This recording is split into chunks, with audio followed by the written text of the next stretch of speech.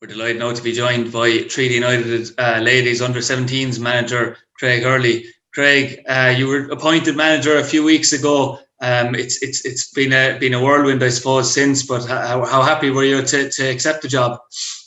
Yeah, I was delighted when I got the call to say I was coming in. I felt it was the next step for me as well as on my coaching pathway. So I was very happy to get the opportunity, and I think I'll get the best out of Treaty, and I think Treaty will get the best out of me as well.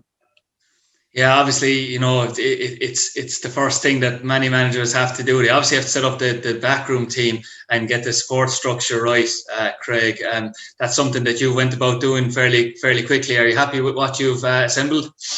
Yeah, no, definitely. I've been involved in the women's game for about 5 or 6 years, so I know some of these girls since they're about 10, 11 anyway. So I would have seen them play, train. I would have tried to sign a few of them for Cork City as well. So I'd know them quite well. So for me, some of them were no-brainers. I brought a few from Cork City with me as well, who I've worked with in the academy and with the 17s down there. So they know what I'm about, and I think it's good that they came with me. I think it shows the Limerick girls that if you're willing to leave the champions to come to a new club, that something's going to be done good and well up there, if that makes sense. Yeah, when I was doing a bit of homework on the players, I did realise some of the players you signed obviously did have that Cork City link as well. And you mentioned as well, obviously, your involvement with Cork City, which fans back, and it was in 2019 as well. I know you were involved as assistant manager with the team. Obviously, that will the 17s that will help you probably as well in giving you background to other players around as well. But it's give you some experience in going into the top job with Treaty. Yeah, 100%. Like I was on working on the Sarah Healy there, and I don't think anyone knows women's football better than Sarah. She knows every single girl from probably 4 years up to 34 years of age. So working with her, we spent a lot of hours on buses, cars, phone calls. So we were always chatting about players, always making plans. So I would have kind of known most of these girls, and would have been something I'd be keen on. Like I think this isn't me coming into treaty to it's not a stepping stone. I'm not looking to do a year and go. So I think it's a long term plan for us. So we're already looking for the next group of players ready to come in for next year and the year after, because we need to keep feeding the senior team with talented players and try build up, make us the best team in the Midwestern region. Yeah, it's every manager's dream, Craig, to get a squad assembled as quick as possible with a lot of first choice players from your contacts as well. But you did act really quickly. I know within maybe the first 2 to 3 weeks, I noticed you had upwards of 18 players signed and signed and sealed as well. Was it a case of you had that plan in your head before even coming in, or was it a case of you just acted really quickly when you got the job? A bit of both, being honest.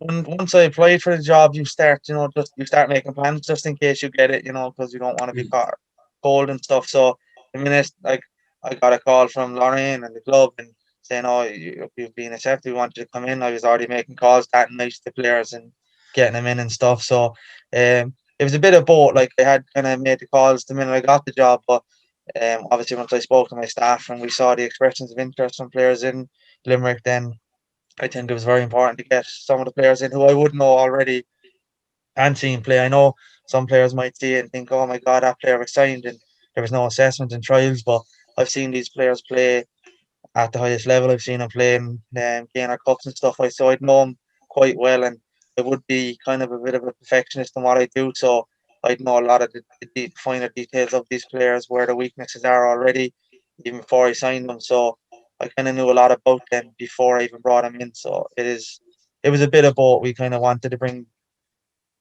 we wanted to bring the players in that we knew already about and stuff. So, but you have to act fast in this game, because I'll be honest, there was a few players were going to sign with other clubs as well before I made the call. So it was good timing to make the calls to those players, because we could have very much lost them. They didn't think we were interested.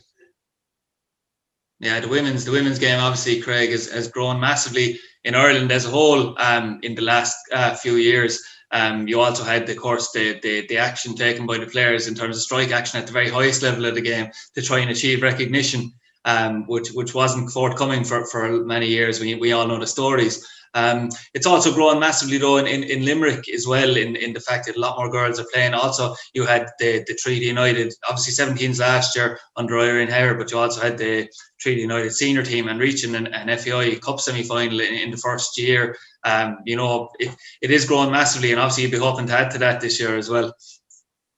Yeah, 100%. Like I'd be working closely with Niall anyway with the seniors, and obviously it's a long-term plan like that we've all put together.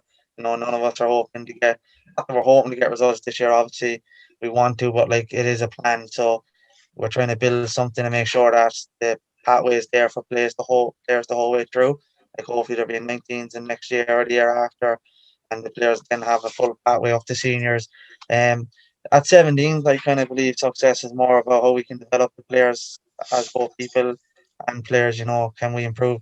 Like not all of these players will go on to play at the highest level, so they're going to be people before they're footballers. So if we can improve them as people as well as footballers, then that would be an achievement for us. I know people can get bogged down with winning trophies and all that, but honestly, like at 17's level, it's all about getting girls ready to play senior, getting them capped internationally if we can. So, um, my job's a bit easier than Niall's, I suppose, in that regard, But I think we have a good enough squad that we can go and try take a step further than where the 17s got last year. I know they got knocked out in the semi-finals; they were very unlucky. So obviously, we can try take them 2 steps further even and win the whole lot. But we do kind of have a plan where it is to develop as many of them and get them ready to play senior as we possibly can. Yeah, yourself and Niall from my interview that I had with Niall a few weeks ago, you seem to be singing from the same hymn sheet in some aspects. Craig, it was quite refreshing as well though to see that a new club in Treaty they have promoted the fact that they're going to try and go for energy, fresh exuberance around the place. That they've went for 2 younger coaches, that maybe don't have a massive experience, but it is refreshing to see that they've went for 2 coaches in the 2 top jobs at the club at the moment in the women's side that are young and hungry as well. Yeah, and that's it. And like, I'm a very enthusiastic person. You'll see me on the pitch, you see me in sessions, and kind of I believe if we can get the high energy off the girls, we got to feed it out from us as well. So the girls will play football 100%. They're going to get the ball now. They'll play with freedom. There's no pressure on them to decide. And you make a mistake, you learn from it. We're not going to be roaring at them for making mistakes. One of them slips in the cup final and costs us the game. I'd be proud of them for trying to play with freedom. I think it's important that we leave them express themselves at 17. So I know Niall's got a lot of younger players, so it's important at senior level this year that they go and express themselves as well. Because it is the most important thing, you can't get on their cases, and they will, like, people that come down, hopefully we get fans back in, they will enjoy the brand of football that both teams play this year, I think, anyway. And is the home venue going to remain as Ballingarry AFC this year, Craig? I know that the club had forged a good link with Ballingarry last year for the 17s to play from there. Is that the plan? We're not in Ballingarry this year. Not sure if I can say where we are yet this year, Right. but it is in Ballingarry anyway. I'm very happy with the venue where we've got anyway. But I'm just not sure if I can say it yet. Sorry about that. Yeah, no, that's fair enough. But it's another question I've always asked is that when I know a few other people who are heavily involved in coaching from a young age, and it's something that always interests me, in that what drives younger people, because often players, your first ambition would be to play. So when you see young lads in their 20s and coming into their early 30s that have such a big ambition, I mean, what drove you into coaching, I suppose? Um, like the love of the game. Like I've always wanted to work in football one way or the other. Um, like I live and breathe it. Like I watch it. If I not watch it, I'm playing FIFA or Football Manager or something, or if I'm out playing. Um, I just feel when I was younger, fair opportunities, and I think the fair. Like I was in my 20s, and someone asked me why I didn't go back over to England and try again and stuff. I think it was genuinely the fear of rejection. I was captain of my team. We were winning leagues. I was playing with my friends. I was winning Player of the Year awards. I was doing well, and I just think it was the fear of getting rejected again or not being good enough and hearing it without realizing it, where I should have been pushed I should have been pushed to go and try something new and go play at the highest level. And I think it was that fair, and I just don't want any of the players to make the same mistakes I made. Go try 10 times. If you fail, try again. You might never make it, but at least you don't have regrets. Like possibly other people do. And no, I don't like to say I have regrets because I don't like to live life with regrets. But obviously, I would have wished I'd done a few things differently if I know what I know now. That Yeah, makes sense.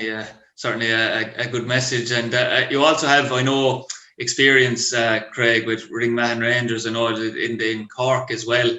It's obviously two different ends of the spectrum, in terms of coaching, age-wise and, profile-wise. Do you think that maybe you have to adapt your way in coaching when you change from maybe that setup in a junior setup to under 17 setup, or do your coaching principles kind of stay the same?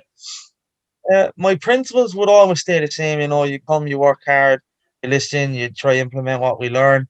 But I do think you have to change the style and stuff. I think like with you wouldn't get away with doing as many stop starts and tape with the junior team. They lose not that they lose interest, but like it's just not what they want to do. You don't have the facilities sometimes. In the winter there you get put into smaller astros, you can't do big sessions. But I'll always try to keep the principles will always be the same.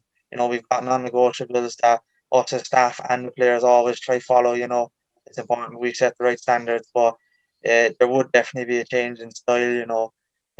Because you just wouldn't get away with some things with the juniors because they just wouldn't buy into it as much as a national league team would.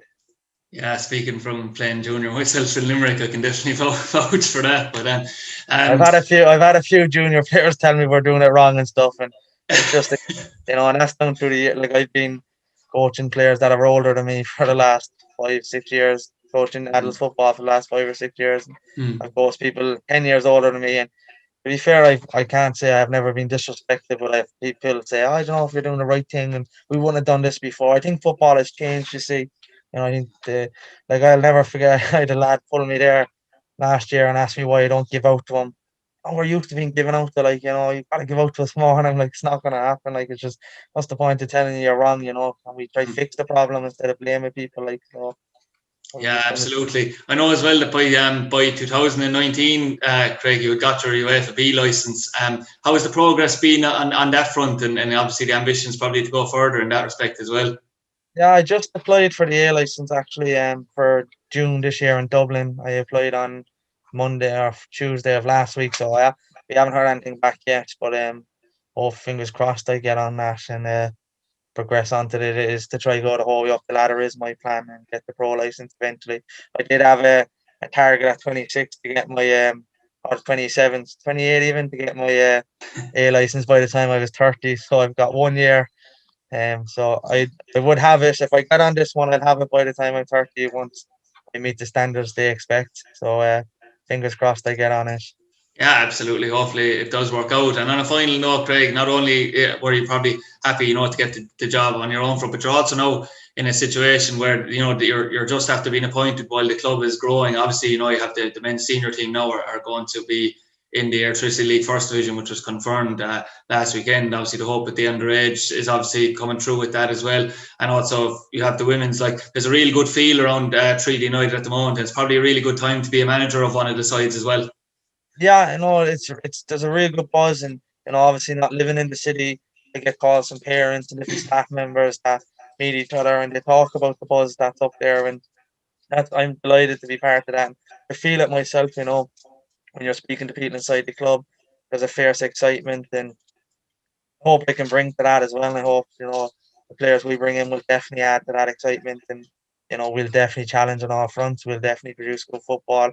Having the men's in is super for the whole region in general. Like not having a club in Limerick isn't great for the League of Ireland football. So it's fantastic. And hopefully they can do the same as we do on the women's side and start being successful on the pitch as well as off the pitch.